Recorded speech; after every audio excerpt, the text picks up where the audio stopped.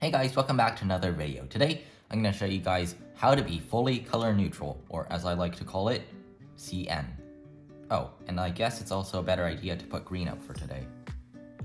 First, let's go over what color neutrality is. Essentially, it's the ability to be able to solve on any of the 6 sides of the Rubik's Cube. Generally, people learn how to solve the cube on the white side, so the white cross, white corners, and then finally the yellow top. Some people also learn it to solve it on the green side, which is green cross, green corners, and then a blue top. It doesn't really matter which side you start learning it on. However, when you get more advanced into cubing, you're going to notice that the side you're more used to solving on may not always be the best side to solve on. Color neutrality may be very hard to achieve because it's kind of hard to get your brain not to look at whatever side you're planning on. In this case, I'm just going to go with white because that way I don't have to say whatever color every single time. For example, if you're solving on the orange cross, I guess, sometimes your brain or eyes just kind of tend to stick to the white side, and that's very annoying and can actually make you slower for solving on an orange side or whichever side you choose. And for that reason, you kind of have to train yourself to look at one side. I'm going to start with what is called X2Y color neutrality, or dual color neutrality, which is basically solving on the white side and the yellow side. And why this is easier than full color neutrality is because white is adjacent to green, orange, blue, and red, and so is yellow. Therefore, you don't have to look at any new side colors. Even though the side is yellow instead of white, you're still going to see that red is right next to blue, albeit like switched. Let's just do a generic example solve on the yellow face. So try not to look at the white side as much because that's kind of just distracting. I see the cross can be solved like this. And now we have the first F2L pair right here. And if you're finding yourself a little bit annoyed because the white cross isn't solved, that's typically a little bit normal if you just started being color neutral, but just try to not look at the white side. It's a lot easier that way. So we have another F2L pair right here. Solve it like this. We have a pair here, and finally a pair here. And now for OLL and PLL, it's a lot easier because it doesn't really, did I just mess up? It doesn't really matter like what color is on top. You just kind of tend to look at the patterns. So there we have it. After you've mastered X2Y color neutrality, next step is to start expanding to the remaining 4 sides. What I suggest is for the first side out of the 4, you can pick any side. When I first started learning how to be color neutral, I picked green because a lot of people, as I said earlier, choose green as their first starting side, but it doesn't really matter.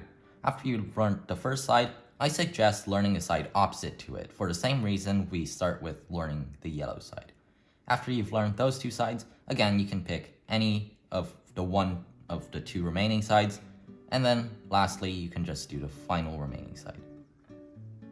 A tip to getting good at color neutrality is to make sure you know what color is right next to the color you're choosing. For example, if you're used to solving on a white face, you know that the color next to red will be green, at least on this side, and the color next to on the other side has to be blue. So I can insert this edge like this because I know it's going to be right next to red. However, getting used to it on other colors may be a little bit tricky, so that's why I suggest learning each side individually. Practice solving on each side for at least 1 day without doing any other sides, even though if they may look tempting, for example, the white side or the side you started learning the cube on. After you've solved for that 1 day, you can switch to another side and practice on that, and etc, etc. A difficult part of color neutrality is deciding which face you actually want to solve on, because now you have all of the tools in your tool belt, which one do you use? So I have a scramble right here, and it's going to be on the screen so you can see it better.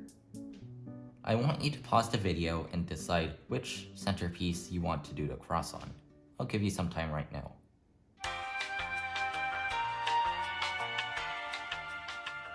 Are you ready? Well, The one I chose was green. The reason why is I found this solution very easy. And this is a pretty obvious one because we already have 2 pieces in the right position. We can solve the cross like this. As you can see, all of the pieces are in the right position. And perhaps keyhole would be good here for inserting this piece. But for now, let's just focus on the cross.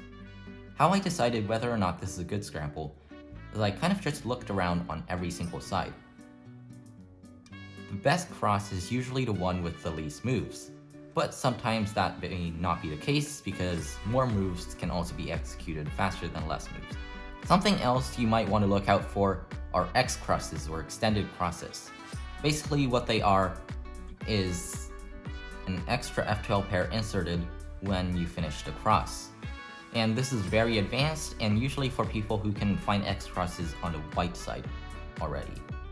And now, if you don't find a white cross on the white side, now you can look on every other side of the cube, and if you find a good X cross solution, of course, that's amazing because you can solve F12 faster. So that's gonna be all for today's video. I'm really sorry for not uploading last week because I was sort of busy. I didn't really have the time. If you have any questions, as always, make sure to leave them down below in the comments. That way, I can try to respond and maybe answer some of your questions. And with that, thank you guys so much for watching. Goodbye!